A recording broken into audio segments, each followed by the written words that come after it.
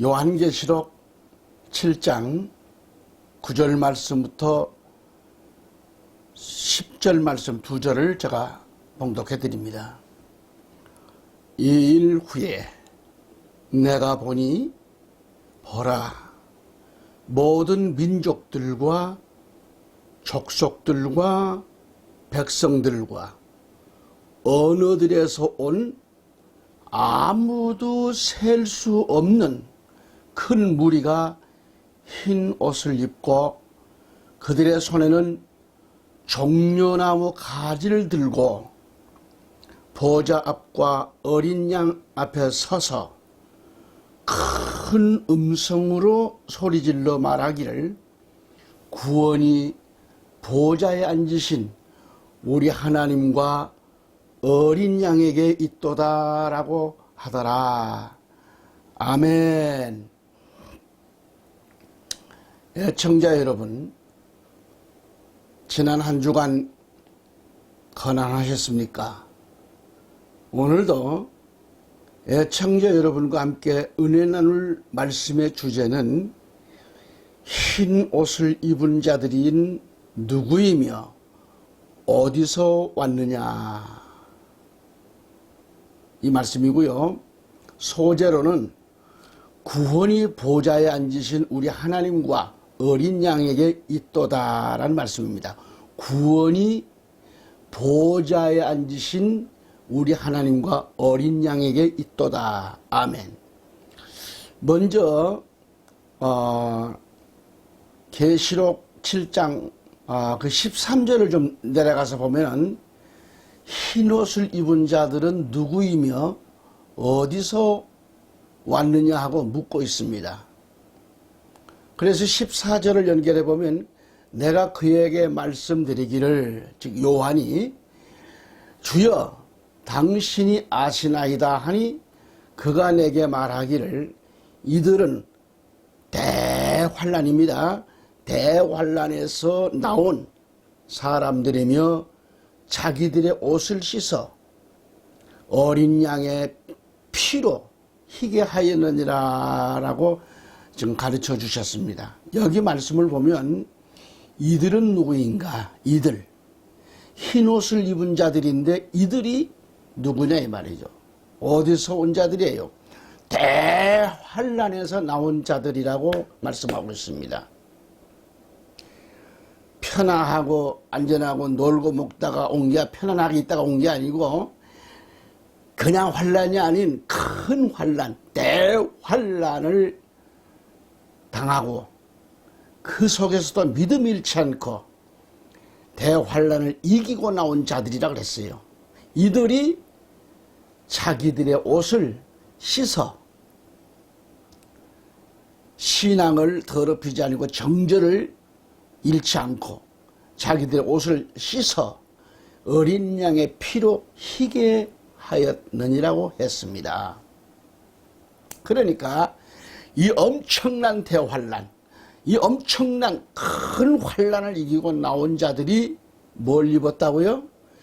흰 옷을 입었다라는 말씀이죠. 아멘. 좀 더 구체성을 가지고 계시록을 알기 위해서는 1절부터 7절까지 말씀을 보아야 되죠. 1절부터 7절까지의 말씀을 상고할 수 있기를 바랍니다. 먼저 1절 말씀을 보면 이들, 자, 이 일들 후에 그렇게 나와. 이 일들, 이 엄청난 일들이 벌어지죠. 그러면 이 일들 후라는 것은 계시록 6장 사건을 말합니다. 자, 인을 떼고 첫째, 둘째, 셋째, 넷째 인을 떼죠. 그러니까 이 일들, 엄청난 이 사건들이 있은 후란 얘기죠. 이 일들 후에 내가, 즉 사도 요한이 보니 하나님은 천사를 통해 일을 하고 계시는데 1절을 보면 네 천사가 나와요. 네 천사가 땅의 네 모퉁이에 서서 각기 지금 각 모퉁이 하나씩을 맡고 있죠. 각 땅의 네 모퉁이에 서서 땅의 사방에서 부는 바람을 붙잡아요. 그래서 그 바람이 땅이나 바다나 어떤 그 나무에도 불지 못하게, 불지 못하게 잡고 있는 거죠. 불지 못하게 잡고 있어요. 그래서 불지 못하게 하라고 그래요. 이 일을 지금 천사에게 맡기셨죠. 그리고 2절에서 보면 다른 또 천사가 나와요. 네 모퉁이를 담당하는 천사 외에 또 다른 천사가 등장하죠. 이 다른 천사가 동쪽에서 올라오는데, 동쪽에서 와요. 이 다른 천사가 동쪽에서 올라오는데, 자, 살아계신 하나님의 인장을 가지고 있었더라 그래요. 그들의 손에는 동쪽에서 올라온 천사, 이 천사는 살아계신 하나님의 인장을 가지고 있었더라. 우리말 성경에는 인이죠. 인장이죠. 그냥 인. 그가 땅과 바다를 손상시킬 권세를 받은 네 천사에게 큰 음성으로 소리 지릅니다. 말하기를 우리가 우리 하나님의 종들인 그들의 이마에 인장으로 표시할 때까지 땅이나 바다나 또는 나무들을 성산시키지 말라고 하더라고 이렇게 말합니다. 네 천사가 지금 땅 네 모퉁이에 서서 지금 붙들고 있는데 그들에게 지금 외치는 거죠. 아무도 해하지 말라고, 손상시키지 말라는 거죠. 이해를 좀 돕기 위해서 1절에 사도 요한이 이 일들 후, 이것은 뭐예요? 계시록 6장에서 이 본 것을 설명하고 있는 거예요. 그래서 6장을 보면은 첫째 인장을 비롯해서 6째 인장까지 그 내용을 함축한 말인데, 6장의 총괄적인 내용은 계시록 강의 때 다음에 이 메시지를 선포할 것을 약속드립니다. 오늘은 핵심이 뭐냐, 7장을 다루고 있기 때문에 그렇습니다. 자, 3절을 보면은 우리가 우리 하나님의 종들인 그들의 이마에 인장으로 표시할 때까지 땅이나 바다나 또는 나무들을 손상시키지 말라 그랬어요. 해하지 말라는 것이죠. 그렇게 말씀합니다. 우리가 우리 하나님의 종들인 하나님의 종들, 바로 그들의 이마에 인장으로 표시할 때까지라고 했는데, 여기서 우리가 이들은 누구냐? 2절에서 보았듯이 이들 다른 천사를 가리키는 거죠. 이 천사가 동쪽에서 올라오는데 살아계신 하나님의 인장을 가지고 있더라고 그랬죠. 그러니까 오늘 우리는 이 말씀을 영적으로 충만해서 이 말씀을 받으셔야 돼요. 이 말씀을 접해야 됩니다. 그렇게 하는 얘기죠. 항상 성경 말씀을 읽기 전에 또는 설교를 듣기 전에 항상 영적으로 충만해 있어야 됩니다. 말씀을 듣기 전에 준비가 충만해야 돼요. 찬양이 충만하고 말씀이, 기도가 충만해야 되고 영적인 삶의 모든 것이 다 준비가 되어 있어야 됩니다. 하나님 말씀을 듣는 그 자세까지도 잡혀 있어야 돼요. 바로 돼야 됩니다. 그러니까 우리 하나님께서 동쪽에서 올라온 다른 천사를 통해 구원 얻은 하나님의 종들, 하나님의 종들인 그들의 이마에 인장을 치실 것을 말씀하고 계시는데, 4절로 넘어가면 그 인장으로 표시를 받은 자들의 숫자를 들었는데, 이스라엘 자손 모든 지파에서 14만 4천 명이 인장으로 표시를 받았다 그랬어요. 모든 지파가. 그래서 5절부터 8절까지 이렇게 쭉 보시면 각 지파별로 1만 2천 명이 인장으로 표시를 받았다는 얘기죠. 그 내용들을 5절부터 8절까지 쭉 보시면 각 지파별로 1만 2천 명씩 지금 이 표시를 받습니다. 인장 표시를. 여기 이제 12지파의 이름 뜻을 살펴보면은 첫째는 유다 지파죠. 유다가 뭐예요? 뭐 구체성을 가지고 나중에 말씀드리겠습니다만 유다라는 것은 찬양이라는 뜻이에요. 찬양. 둘째 루벤 지파가 나오죠.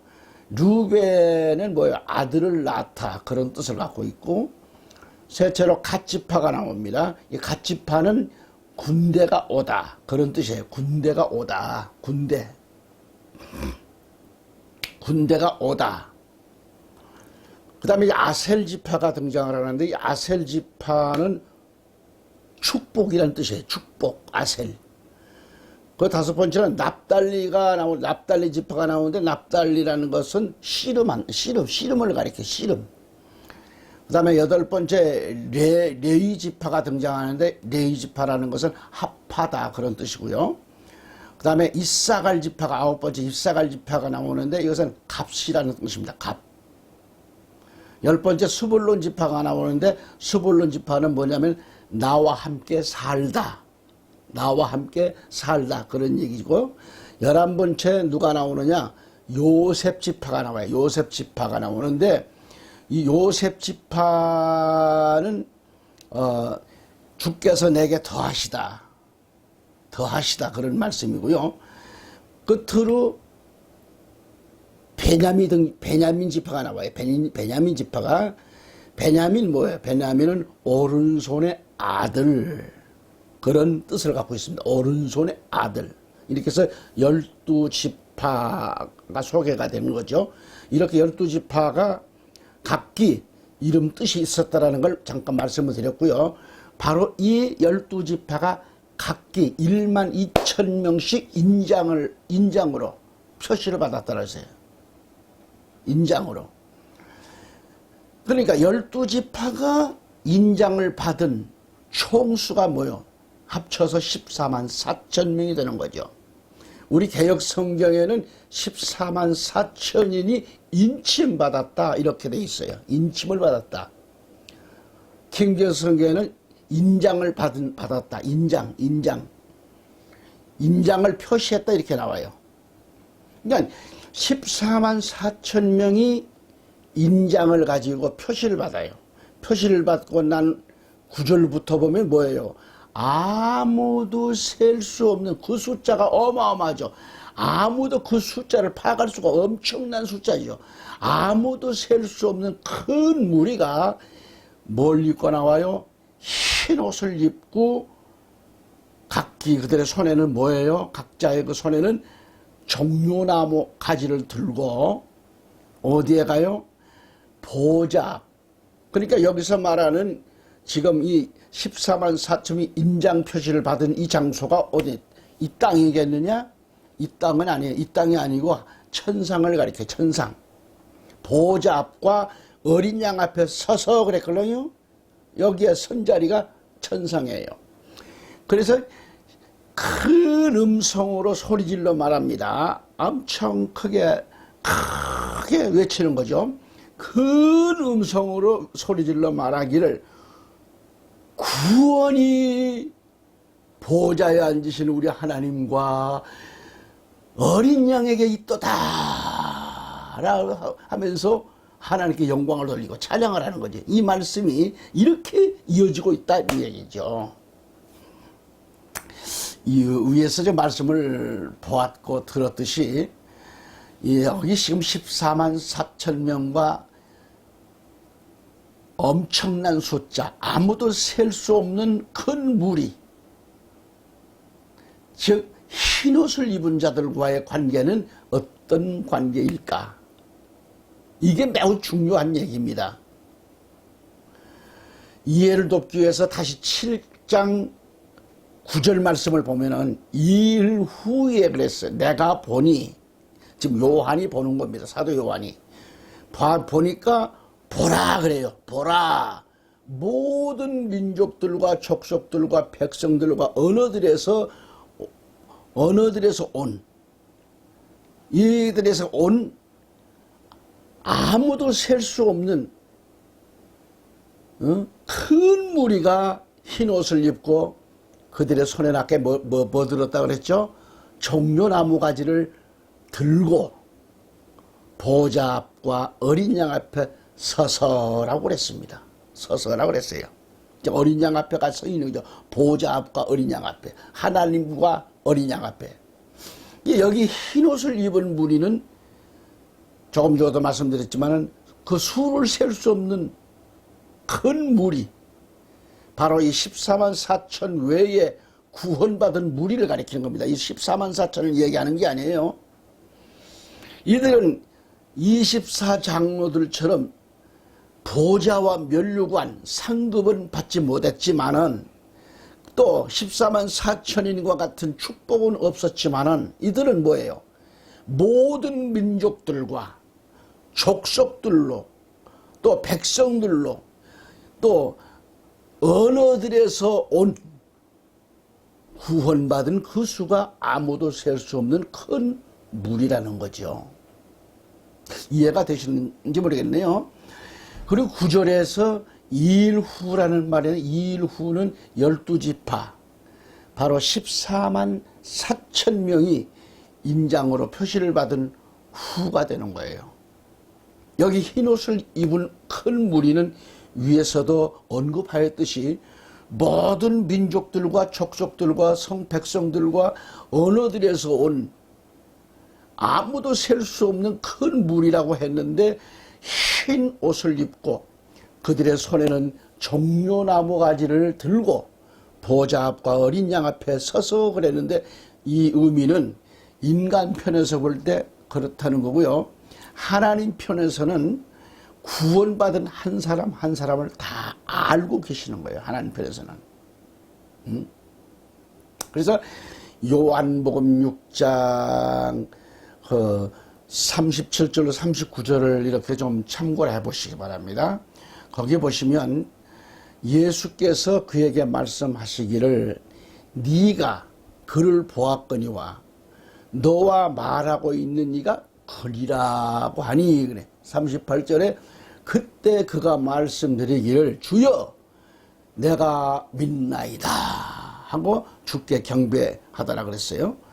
39절에 가보면 그러자 예수께서 말씀하시기를 내가 심판을 위하여 이 세상에 왔으니, 그래요. 심판을 위하여 이 세상에 왔으니, 누가? 예수님께서. 이는 보지 못하는 자들은 보게 하고 또 보는 자들은 소경되게 하려 함이라, 이렇게 말씀을 하고 계십니다. 여기 아무도 셀 수 없는 큰 무리는 받은 그런 수가 그만큼 많다는 것을 말씀해 줬고요. 바로 그 구원의 수는 인간 편에서 볼 때는 아무도 모른다는 의미죠. 우리가 바로 알아야 할 게 뭐냐? 하나님의 선택하심과 예수 그리스도의 보혈의 공로에 의해서 이루어진다고 하는 이 사실을 우리는 믿어야 되는 거죠. 순교자 하면 손양원 목사님이 생각나잖아요. 우리나라에.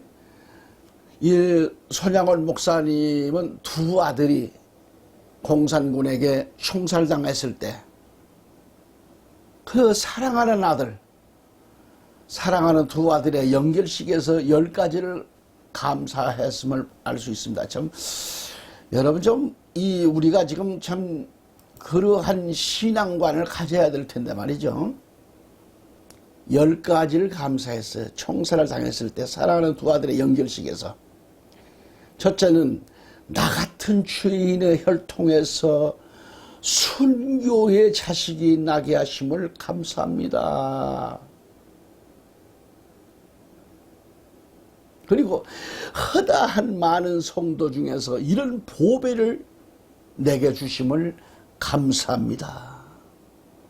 하나도 아니고 둘이나 순교하게 했으니 감사합니다라고 했으니 이것은 하나님의 특별하신 선택에 대한 은혜에 감사였죠. 하나님의 허락하심이 없이는 공중을 나는 참새한 마리도 땅에 떠지지 않는다고 말씀을 마태복음 10장 3절에 하셨듯이, 여기 모든 민족들과 족속들과 백성들과 언어들 중에서 온 아무도 셀 수 없는 이 엄청난 이 큰 무리의 수에 들어갈 수 있게 된 것은 전적으로 하나님의 선택에 의해서 이루어졌다라는 것을 우리는 믿는 겁니다. 아멘. 사도 바울은 자신이 사도가 된 것은 뭐라고 그랬어요? 자신이 사도가 된 것은 사람에게서 난 것이 아니라 그랬어요. 사람으로 말미암아 된 것도 아니라고 갈라디아서 1장 1절은 고백했습니다. 또한 그는 창세전에 그리스도 안에서 하나님의 예정하신 대로 선택되었다라고 에베소서 1장 4절 5절은 말씀하고 있어요. 고백을 하고 있습니다. 또한 모든 민족들과 족속들과 백성들과 언어들에서 온 아무도 셀 수 없는 큰 무리는 구원의 공평성을 말해주는 겁니다. 이걸 의미하고 있어요. 그래서 14만 4천 명은 이스라엘 각 지파에서 공정하게 1만 2천 명씩 인장으로 표시를 받았듯이 여기 흰옷을 입은 구원의 수라는 수도 공정하다는 뜻이 담겨 있어요. 아멘? 그러므로 아무도 셀 수 없는 이 큰 무리는 첫째는 하나님의 선택받은 무리라는 것, 둘째는 구원의 수가 많다라는 것, 셋째는 구원은 공정하다, 이런 말씀입니다. 아멘? 자, 다시 이어지는 말씀을 보십시다. 10절 말씀에 뭐라고 그랬죠? 큰 음성으로 소리질러 말하기를 구원이 보좌에 앉으신 우리 하나님과 어린 양에게 있도다 라고 했습니다. 아멘. 이미 9절에서 지금 말씀을 보았듯이 모든 민족들과 족속들과 백성들과 언어들에서 온 아무도 셀 수 없는 큰 무리가 이 흰옷을 입고 그들의 손에는 뭘 들었어요? 종려나무 가지를 들고 보좌 앞과 어린 양 앞에 서서 그래요. 그러면서 큰 음성으로 소리질러 말하기를 뭐라 하겠다고요? 구원이 보좌에 앉으신 우리 하나님과 어린 양에게 있도다라고 하더라. 그렇게 말씀합니다. 아멘. 자꾸 이 계속해서 또 반복하고 이 말씀 구절을 또 반복하고 하는 것을 너무 귀중하기 때문에 여러분의 심리 이 말씀을 받고 계신 여러분들 속에 각인을 시키고 기억하라고 계속 반복해서 말씀을 드리는 겁니다. 10절에 보았듯이 아무도 셀 수 없는 큰 무리가 큰 음성으로 소리질러 말하기를 구원이 어디에서요? 보좌에 앉으신, 구원이 보좌에 앉으신 우리 하나님과 어린 양에게 있도다라고 노래하는 장면이 여기 나오잖아요. 거듭 말씀드리면 구원은 하나님과 어린 양 되시는 예수님의 주권이 있다는 말씀이겠고요. 그리고 에베소서 1장 4절의 말씀을 보면은 이미 만세전에 우리를 선택하셨다고, 우리 장로교에 이거 예정을 말씀드리는 겁니다. 이미 만세전에 우리를 선택해서 줬습니다. 만세전에. 다시 말하면 그리스도 안에서 나와 여러분을 선택하신 것은 이미 창세전에 예정하셨다는 그런 얘기예요.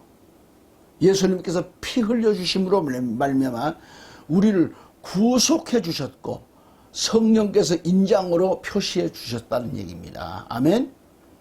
한마디로 애청자 여러분, 구원은 하나님의 주권에 의해서 이루어지는 거예요. 아멘. 그리고 우리는 뭐요? 믿음으로 말미암아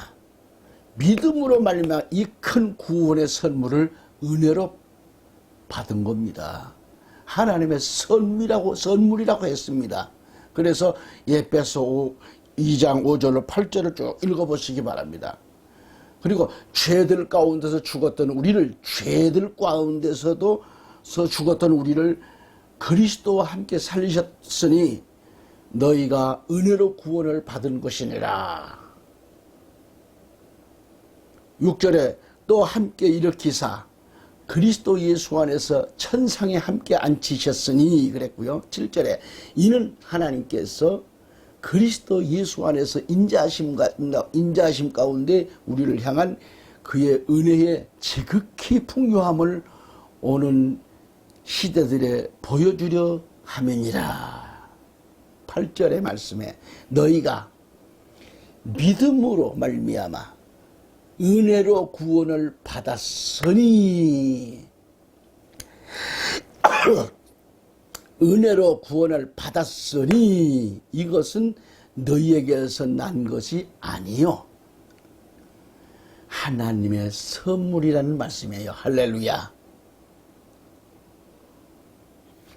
자, 구원이 뭐요? 너희에게서 난 게 아니라는 거예요. 내가 잘나서 나는 것도 아니고 박식해서 나는 것도 아니에요. 하나님의 오직 하나님의 주권 속에서 하나님의 은혜의 선물이라는 거죠. 구원이 보호자에 앉으신 우리 하나님과 어린 양에게 있도다. 이 말씀 외에 우리가 무엇을 더 바라겠는가? 모든 영광을 하나님께만 돌립니다. 아멘? 모든 영광을 하나님께만 돌려야 돼요.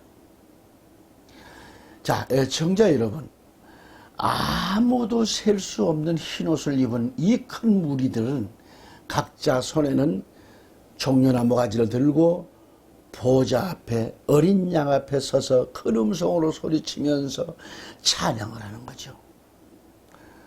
승리가 나의 행위로 된 것이 아니요 대환란을 이기고 흰옷을 입은 것은 나의 공로나 나의 의가 아니라 전적으로 하나님 우리 아버지와 어린 양에게 있다며 신앙을 고백하고 있는 거예요.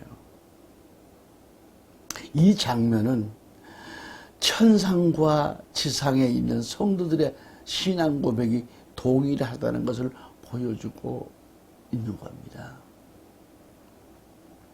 다음은 대환란을 통과한 자들은 누구인가 그러면 다시 말씀을 드리는 겁니다. 지금까지 말씀을 쭉 잘 들으셨던 분들은 금방 또 기억을 할 겁니다. 또 이해가 쉽게 될 거예요. 계시록 7장 13, 14절을 한번 보면은 제가 지금 오늘은 킹제임스 성경을 제가 가지고서 말씀을 드리는 겁니다. 자, 그때 장로 가운데 한 사람이 대답하여 나에게 말하기를 흰 옷을 입은 이 사람들이 누구며 어디서 왔느냐 하기에 내가 그에게 말씀드리기를 주여 당신이 아시나이다 하니 그가 내게 말하기를 이들은 대환란에서 나온 사람들이며 자기들의 옷을 씻어 어린 양의 피로 희게 하였느니라 라는 답이 나옵니다.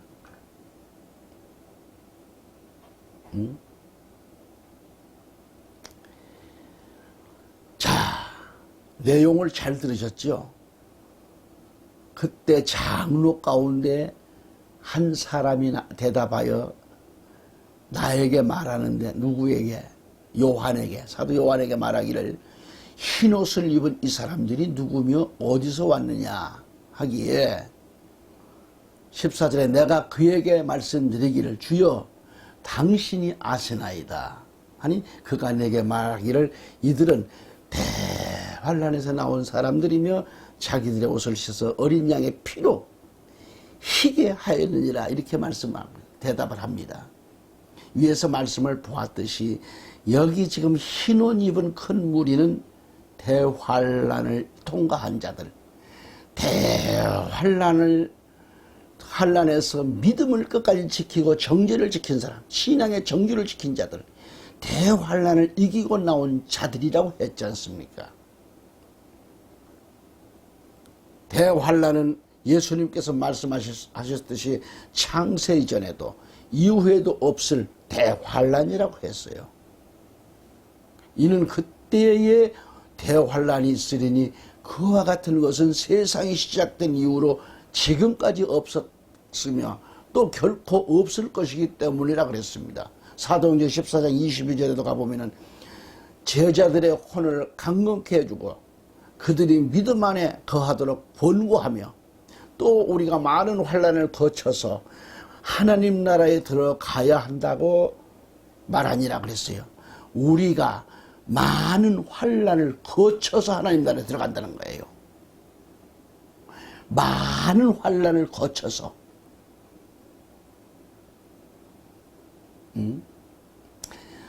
애청자 여러분, 오늘 말씀을 주의 깊게 기도하면서 묵상하면서 이 말씀을 함께 듣기를 바랍니다.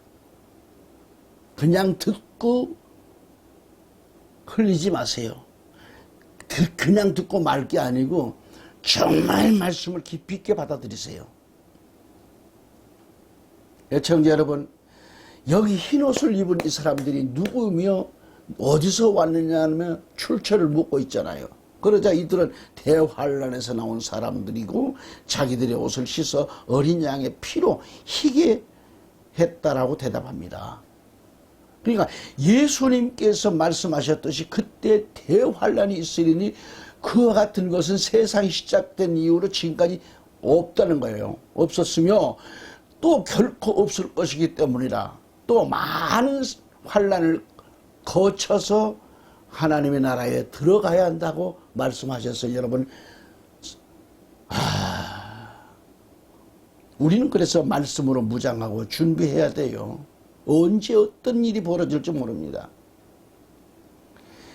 이 말씀을 생각하면서 오늘 코로나19 팬데믹으로 인한 우리 한국교회 현실을 좀 조명해 봅시다.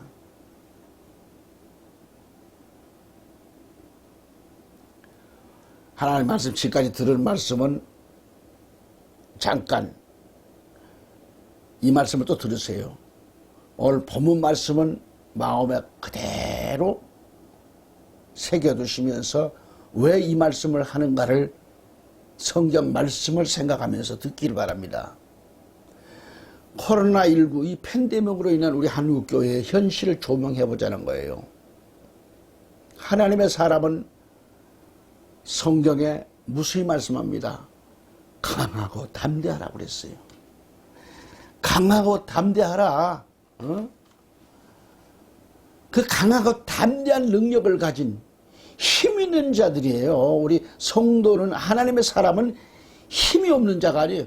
힘 있는 자들이에요. 다.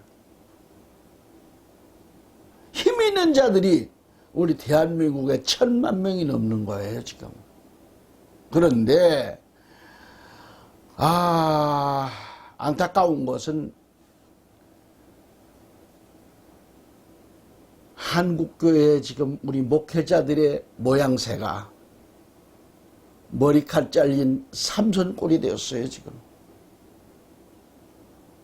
정부의 정치 박력을 앞세워 교회의 예배를 금지하라는 으름장에 힘 한 번 써보지를 못하고 무릎 꿇어버린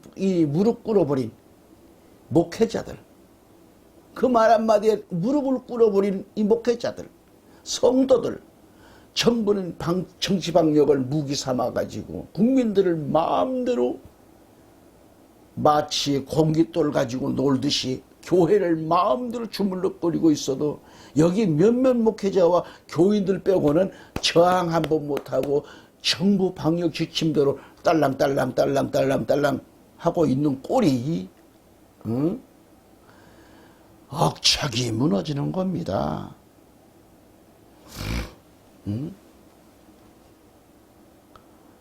그러면서 우리 목회자들은 성경 말씀에 하나님 말씀을 자기 생각대로 해석하고 합리화해서 교인들을 달래며 설교하고 있는 것을 보면은 목회자 한 사람으로서 말이죠. 하나님 앞에 정말 부끄럽고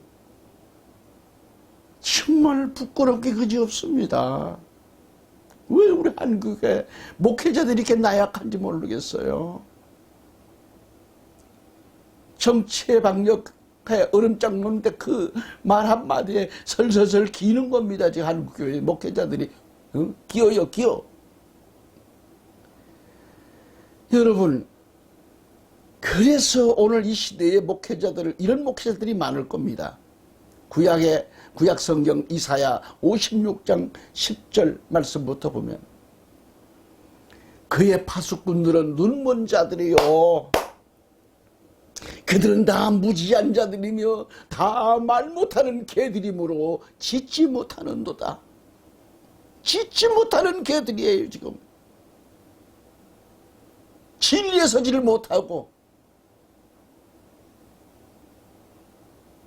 인간의 인간들의 정치 압력에 굴복해서 설설설 기니 이 사람들을 두고 하는 말이 아닌가. 파수꾼들은 눈먼 자들이요 그들은 다 무지한 자들이며 다 말 못하는 개들이므로 짓지 못하는도다. 그들은 잠자고 눕고 졸기를 좋아하니 참으로 그들은 탐욕이 심하여 결코 만족할 줄 모르는 개들이요 깨닫지 못하는 뭐라고 했을까요? 목자들이라고 책망하고 있습니다. 이 말씀을 어떻게 생각할 겁니까 여러분? 목회자들의 타락상을 여실히 보여주고 있는 겁니다. 목회자가 진리의 말씀으로 눈을 뜨지 못하면 이것은 영적 소경이요 진리를 외치지 못하는 벙어리 개와 같은 겁니다. 저는 요즘 애가 타게 기도하는 것이 뭐냐, 나이는 들었지만 다시 한번 제게 하나님 기회를 주셔서 개척교회를 다시 하겠습니다. 이 말씀 와서 외치겠습니다 하고 기도하고 있는데 이 뜻을 같이 하실 애청자 여러분들, 우리 모여서 한번 다시 말씀 중심에 한번 서봅시다. 응? 나이는 들어서도 좀 하나님 부르시는 그날까지 이 말씀을 가지고 성도들을 무장시켜야 되잖아요. 왜 설설설 깁니까? 복음 전에다가 교회 폐쇄한다는 명령에 쩔쩔쩔 매고 정부의 눈치만 보고 하나님을 두려워할 줄 알아야죠. 하나님을 붙잡아야죠. 여러분, 이 못난 목회자들을, 이들은 목회를 해도 자기 주관을 합리화시켜가지고 적당하게 합니다. 교인들을 적당하게 가르칩니다. 이러한 목회자들 밑에서 습관적으로 적당하게 교육을 받은 교인들이라면 자연히 무감각한 삶을 살아갈 것을 뻔한 거고, 자신의 그 수준에서 더 이상 향상하지 못하고 돌짝밭에 뿌려진 씨꿀이 되고 많은 거 아니겠어요? 목회자가 강하고 담담이 없는데 밑에 양들은 참된 꼴을 먹을 수가 없잖아요. 하나님의 진리의 꼴을 먹지 못하고 잡초를 먹고 있으니, 독초를 얻어먹고 있으면 그 영혼 다 죽습니다. 오늘 우리 한국교회 목회자들 중에는 메시지가 세상 철학은 많은데, 메시지에 철학을 많은데 진리가 없잖아요. 이런 사람들이 얼마나 많습니까 지금. 강단에서 한바탕 화들짝 웃고 예화나 하고 화들짝 웃고 끝나면 그것도 예배 시간이 15분 20분 설교예요. 뭘 전하다가 내려옵니까? 진리가 없다는 것은 뭐요? 짓지 못하는 벙어리 개나 다름없다는 얘기죠. 강단의 메시지가 생명을 살리는 진리여야 하는데 말이죠. 한국교회가 이건, 여러분, 은평제일교회 심화범 목사님, 세계로교회 손현보 목사님, 사랑제일교회 전광훈 목사님, 이분들의 강한 모습을 주 안에서 본받았으면 합니다. 그분들을 따라가라는 얘기는 아니고 하나님 말씀 중심 속에서 말이죠. 하나님의 종으로서 당당하게 강하고 담대하게 진리를 외치며 하나님이 맡겨주신 양떼들을 저 이리때로부터 지키다가 주님 앞에 서는 날 잘했다 칭찬받는 목회자들이 되기를 기도하는 겁니다. 아멘. 좀 제발 좀 강하고 담대한 우리 목사님들 되시기 바랍니다. 애청자 여러분, 너무 톤이 강했나요? 오늘은 여기서 말씀을 접습니다. 하나님의 은총이 함께 하시기를 바랍니다. 다음 시간 다시 뵙기를 기대합니다. 건강하십시오. 감사합니다.